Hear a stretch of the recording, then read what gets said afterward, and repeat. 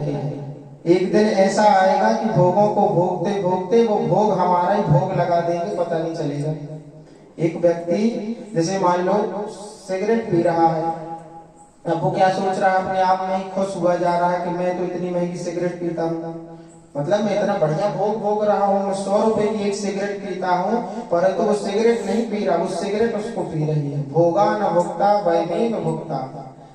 अच्छा, एक बढ़िया सुंदर बात है, एक 70 किलो का तो व्यक्ति होता ही है, 60-70 किलो का एक व्यक्ति है और सत्संग में बैठा है, भगवान की कथा सुन रहा है, लेकिन अंदर से उसको इतनी लत लगी है, इतनी लत लगी है कि एक मात्र 4 अंगुल की सिगरेट 70 किलो के व्यक्ति को उठाकर बाहर ले जाती है कि चल भैया 2 मिनट पी के आ जाएंगे, थोड़ा तो चलो, थोड़ा। तो वो 70 किलो का व्यक्ति उठ के चल लेता है। तो अब आप बताइए, व्यक्ति बड़ा हुआ कि वो सिगरेट बड़ी हुई? तो भोगा न भोक्ता वैमेव भोक्ता, हम भोगों को नहीं भोग रहे हैं, ये हमारी गलत वो है, गलत सोच है कि हम एसी कमरे में सो रहे हैं तो हम सुखी हैं, हम एसी कार में घूम रहे तो हम सुखी हैं। यदि मान लो हमें एसी कार में ही सुख मिल रहा है तो हम 24 घंटे उसी में क्यों नहीं बैठे रहते? फिर हम बाहर निकल के क्यों भाग आते हैं जब सफर पूरा हो जाता है? तो सुख कहीं नहीं है, ये जो संसार है इसमें सुख नहीं है। संसार मृत्यु, इसको क्या कहते हैं? मृत्यु लोक। तो मृत्यु लोक की उपाधि दी गई है दुखालय से। आप हम सब भोजनालय में जाएंगे और कहेंगे बढ़िया सुंदर सा भोजन दे दो तो भोजन मिल जाएगा, और पुस्तकालय में जाकर हम कहेंगे कि बढ़िया सुंदर सा भोजन ले आओ तो भोजन मिलेगा क्या? कभी नहीं मिलेगा। तो इसी तरह से हम दुखालय में रह रहे हैं और दुखालय में हम सुख की आस कर रहे हैं कि हम सुख मिल जाए, तो क्या सुख मिलेगा? कभी नहीं मिलेगा। हम तो दुखालय में रह रहे हैं तो दुख ही मिलेगा। हम थोड़ी सी दुख की निवृत्ति को सुख मान लेते हैं कि यही सुख है, सबसे ज्यादा सुखी हम हैं। कोई व्यक्ति अपने हृदय में हाथ रख के कह दे अंतरात्मा से कि मैं सुखी हूँ, कोई संसार का बड़े से बड़ा व्यक्ति भी सुखी नहीं है। क्योंकि द्वापर युग में जो कंस था ना, कंस की 2 पत्नियां थी, एक का नाम था अस्थि और दूसरे का नाम था प्राप्ति। तो द्वापर में तो एक कंस था, परंतु आज कली काल में, कलयुग में जगह जगह कंस है, घर घर में कंस है। कहा वो कैसे? अस्थि और प्राप्ति कंस की 2 पत्नियां थी। उस समय एक कंस थे, अब घर घर में कंस हैं। वो कैसे? क्योंकि हर एक प्रत्येक व्यक्ति ने अपने मन में 2 पत्नियां बना के रखे हैं, सबने 2 विवाह करके रखे हैं। अस्थि और प्राप्ति मतलब मेरे पास 1 लाख रुपया है, एक और मिल जाए। अस्थि का मतलब होता इतना है और प्राप्ति का मतलब इतना और मिल जाए। तो प्रत्येक व्यक्ति चाहता है कि मेरी एक फैक्ट्री है, एक और हो जाए। तो बस ये अस्थि और प्राप्ति के चक्कर में हम फंसे हुए हैं। जीवन में जब अस्थि और प्राप्ति के चक्कर में फंसे हैं तो कैसे कल्याण हो? तो हम कंस बन गए। अब कंस का कल्याण किसने किया था? ठाकुर जी ने, श्री कृष्ण जी ने। तो कन्हैया की कथा सुनना पड़ेगी, कन्हैया की कथा सुनना पड़ेगी, कन्हैया को हृदय में बुलाना पड़ेगा। तो जो कृष्ण है, राम तो बिल्कुल सीधा है, देखो बोलने में कितना सरल है, राम तुरंत मुंह से निकल जाता है, लेकिन कृष्ण में जीभ टेढ़ी करना पड़ती है। तो जो काला काला बंसी वाला कृष्ण है वो जल्दी से हृदय में उतरता नहीं है। भगवान कृष्ण, संत इसकी क्या उपमा देते हैं, कहते जो कृष्ण का जो नीचे का करा है वो है बंसी और ये है बंसी वाले। तो बंसी किसे कहते हैं? बंसी कहते हैं जो मछली पकड़ने के लिए वो बंसी डाली जाती है ना, उसमें कुछ लगा देते हैं, केचुआ लगा के फेंक दी बंसी। अब मछली आकर के उसको जैसे ही अपने मुख में रखेगी तो उसके अंदर कांटा फंस जाएगा, मछली के अंदर कांटा फंस जाएगा। तो उसमें भी कांटा फंसने में बड़ा समय लगता है। इसी तरह से जब हम जीवन में बार बार सत्संग में बैठते रहेंगे, भगवत कथा सुनते रहेंगे, तो जो कृष्ण का किरा है जब वो हृदय में फंस जाएगा तो फिर बाहर नहीं निकलेगा। बोले वृंदावन बिहारी लाल की जय। एक और बड़ी अच्छी बात बता दें, श्रोता और वक्ता। श्रोता कौन है? आप सब। वक्ता कौन है? हम जो बोल रहा है वो वक्ता है, श्रोता जो सुन रहा वो श्रोता है। तो संसार में दो प्रकार के श्रोता होते हैं और दो प्रकार के वक्ता होते हैं। श्रोता यदि अच्छा परिपक्व श्रोता है तो वक्ता वक्ता है, अच्छी कथा सुनाएगा।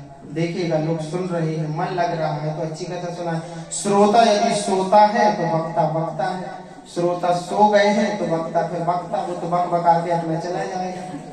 इसलिए कथा बड़ी मन लगाकर सुनना चाहिए। ये सत्संग बार बार प्राप्त नहीं होता है। तो यदि किसी के मन में कोई प्रश्न आ जाए तो निसंदेह पूछ सकते हैं। ये तो सत्संग है, और सत्संग में जीवन में मन में यदि कोई कठिनाइयां हैं और भजन के प्रति कोई व्यवधान आ रहा है या कुछ मन में प्रश्न चल रहा है तो उसे पूछना चाहिए। तब तो पता चलेगा कि भाई परिपक्व श्रोता है, ये बढ़िया कथा सुन रहे हैं। जैसे कि एक बाजार में दो मूर्तियां बिक रही थी। एक राजा के यहाँ पर मेला लगा हुआ था और दो मूर्तियां बिक रही थी। तो एक मूर्ति की कीमत थी 50 रुपए और दूसरी मूर्ति की कीमत थी 50,000 रुपए। दोनों एक ही वजन, पीतल के धातु की बनी, एक सी दिख रही है, एक सी डिजाइन है, सुंदरता भी एक सी है दोनों में, परंतु कोई फर्क नहीं समझ में आ रहा। तो उस राज्य के राजा का ये प्रण था कि पूरे बाजार में जितना सामान यदि सायकालीन बच जाए तो वो पूरा हम खरीद लेंगे। तो राजा गए तो दिन भर में उसकी मूर्ति बिकी नहीं। ये राजा ने मूर्ति बेचने वाले से पूछा कि भाई कितने की है? तो मूर्तिकार कहता है एक 50 रुपए की है महाराज और एक 50,000 की है। तो राजन कहते हैं कि हम दोनों खरीद लेंगे, परंतु ये बताओ कि इनमें विशेषता क्या है। तो राजा के सामने उस मूर्तिकार ने एक रस्सी ली और एक मूर्ति के कान में इस साइड से रस्सी डालना प्रारंभ की तो वो रस्सी इधर से पूरी निकल गई, और दूसरी जो मूर्ति थी फिर उसके कान में डालना प्रारंभ की तो इधर से घुस करके और गोल गोल घूम के सीधी अंदर चली गई। तो मूर्तिकार कहता है आप ही बताइए महाराज। तो राजा कहते हैं हमें तो कुछ समझ नहीं आया। तो मूर्तिकार कहता है जिसके कान की इस पार से इस पार रस्सी निकल गई वो 50 रुपए वाली मूर्ति है, और जिसके कान में इधर से रस्सी जाकर अंदर समाहित हो गई वो 50,000 वाली मूर्ति है। कहने का अभिप्राय है कि कथा जो आप सुन रहे हैं वो इधर से निकाल के यदि इधर निकाल दी तो आप 50 वाली मूर्तियां हैं, और यदि हृदयांगम कर लिया आपने तो आप सब 50,000 वाली मूर्तियां हैं। आपको ये निर्णय लेना है कि आप 50 वाले बैठे हैं कि 50,000 वाले बैठे हैं। भगवत कथा सुन करके उसका चिंतन करना चाहिए। जब चिंतन करेंगे तब हम सोचेंगे कि हम कहाँ जी रहे हैं और आखिर क्या कर रहे हैं और किस संसार में हम भटक रहे हैं। एक बहुत अच्छी बात आपको सुनाते हैं, बहुत मन लगा के सुनिए, क्योंकि इतना तो समय नहीं है। सत्संग की तो कोई सीमा नहीं होती और जितना आपको सुनाए उतना कम है, परंतु समय के अनुसार हम चाहते हैं कि बहुत अच्छी अच्छी विशेष बातें आप लोग को सुनाई जाएं। एक बहुत अच्छी बात सुनाते हैं। एक बार की बात है कि एक कथा नारद जी सुना रहे हैं राजा प्राचीन बलि जो नित्य प्रति बलि देते थे। तो एक बार की बात है, दो मित्र थे, एक का नाम है अभिज्ञात और एक का नाम है पुरंजन। पुरंजन और अभिज्ञात बड़े ही घनिष्ठ मित्र थे और दोनों बढ़िया एक साथ रहते थे, एक साथ भोजन करना, एक साथ खेलना, एक साथ कूद, सब कुछ एक साथ। तो एक दिन पुरंजन कहने लगे अभिज्ञात से कि यार मित्र यहाँ रहते रहते बहुत समय व्यतीत हो गया, चलो कहीं घूम आते हैं, थोड़ा कहीं घूम आते हैं। तो अभिज्ञात जो है वो कहने लगे पुरंजन से कि मित्र हम तो कहीं नहीं जाएंगे क्योंकि हम बड़े थके हुए हैं, तुम घुमाओ, हम यहीं मिलेंगे तुमको, परंतु घूमकर जल्दी वापस आ जाना, कहीं भटक मत जाना। तो पुरंजन कहता ठीक है मित्र, तुम यहीं रुको, हम घूमकर अभी आते हैं। अब अभिज्ञात से आज्ञा लेकर पुरंजन घूमने को चला। तो घूमते घूमते इस शहर में गया, फिर विदेश चला गया, फिर और दूसरे देश में चला गया। घूमते घूमते घूमते उसने बहुत सारे देश विदेश सब घूम डाले, परंतु उसे कहीं अच्छा नहीं लगा। कथा बहुत ध्यान से सुनिए। ये आपके और हमारे सबके जीवन के ऊपर है। पुरंजन और अभिज्ञात। पुरंजन घूमते घूमते बहुत सारे उसने नगर घूमे, देश विदेश घूमे, परंतु उसे कहीं अच्छा नहीं लगा। उसे लगा कि सब बेकार है, इससे अच्छा तो अभिज्ञात के साथ ही वही खेलते तो ज्यादा अच्छा था। घूमते घूमते उसको एक बहुत सुंदर नगर दिखाई पड़ा। वो घूम रहा है समय, पुरंजन को एक बड़ा सुंदर नगर दिखाई पड़ा।